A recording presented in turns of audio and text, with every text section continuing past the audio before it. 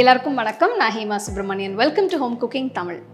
மட்டனில் நான் நிறைய ரெசிபிஸ் செஞ்சுருக்கேன். Mutton sukka, mutton pepper masala, குழம்பு, பிரியாணி, இந்த மாதிரி நிறைய வெரைட்டிஸ் செஞ்சுருக்கேன். மட்டன் ரெசிபிஸ் எல்லாத்துக்குமே நாங்கள் ஒரு பிளேலிஸ்ட் க்ரியேட் பண்ணியிருக்கோம். ஸோ நீங்கள் அந்த பிளேலிஸ்ட் பார்த்து நீங்கள் அந்த ரெசிபிஸ்லாம் ட்ரை பண்ணலாம். இன்றைக்கி நான் என்னோட பர்சனலாக ஒரு ஃபேவரட் ரெசிபி காட்ட போகிறேன். இது மட்டன் ஈரல் வறுவல். இது ரொம்ப டேஸ்டியாக இருக்கும். இப்போது இந்த ரெசிபி எப்படி செய்யறதுன்னு பார்க்கலாம்.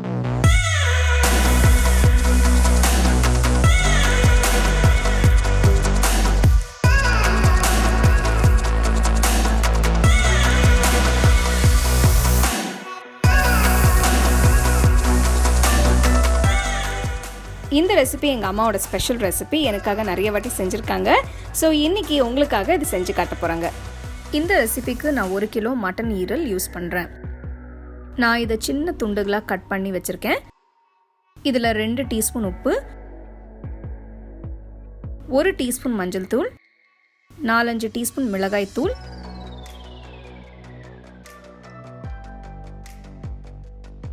இஞ்சி பூண்டு விழுது 2 டீஸ்பூன் போடுங்க. இதெல்லாம் போட்ட பிறகு நல்லா மிக்ஸ் பண்ணுங்க.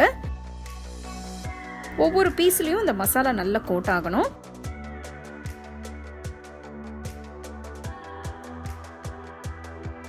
அடுத்து இந்த ஈரல் துண்டுகளை ப்ரெஷர் குக் பண்ண போறேன். ப்ரெஷர் குக்கர்ல பீசஸை போட்டு தேவையான அளவு தண்ணியை ஊத்துங்க.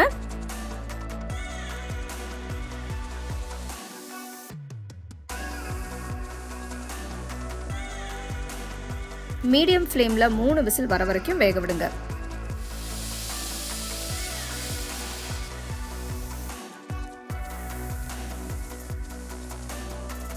மட்டன் நல்லா வெந்திருக்கு. ஆனா தண்ணி நிறைய இருக்கு, அதை குறைக்கணும். ஸோ அடுப்புல வச்சு தண்ணி வத்தி கொஞ்சம் ட்ரை ஆகிற வரை கொதிக்கணும்.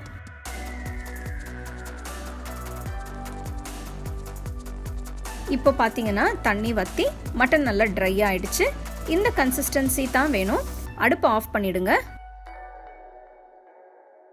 அடுத்து சில பொருட்களை வதக்கி மட்டன் ஈரலோட சேர்க்க போறேன். அகல பேன் எடுத்துக்கோங்க. 4 டேபிள் ஸ்பூன் எண்ணெய் ஊத்துங்க. இதுல பட்டை, கிராம்பு, ஏலக்காய் போடுங்க.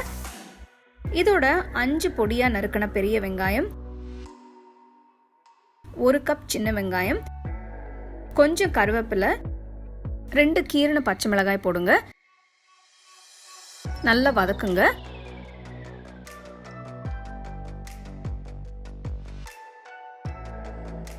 வெங்காயம் இப்போ நல்லா வதங்கி நிறம் மாறி இருக்கு.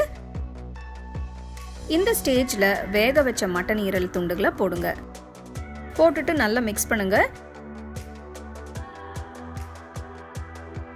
இதுல 1/4 டீஸ்பூன் மிளகுத்தூள், 1 டீஸ்பூன் தனியாத்தூள் போட்டு வதக்குங்க.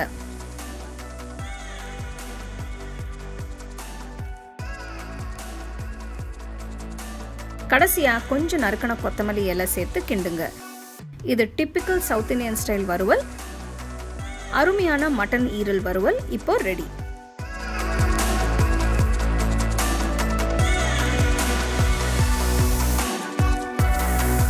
அருமையான நல்ல காரசாரமான மட்டன் ஈரல் வறுவல் எப்படி செய்யறதுன்னு பார்த்தீங்க. இது வந்து ரசம், சாம்பாருக்கெல்லாம் தொட்டு சாப்பிடலாம், சைட் டிஷ்ஷாகவும் சாப்பிடலாம், இல்லைன்னா அப்படியே கூட சாப்பிடலாம். ரொம்ப டேஸ்ட்டாக இருக்கும். ஸோ கண்டிப்பாக இதை நீங்கள் ட்ரை பண்ணி ருசிச்சு சாப்பிடுங்க. You can get a copy of our first edition of the home cooking book on 21 Frame.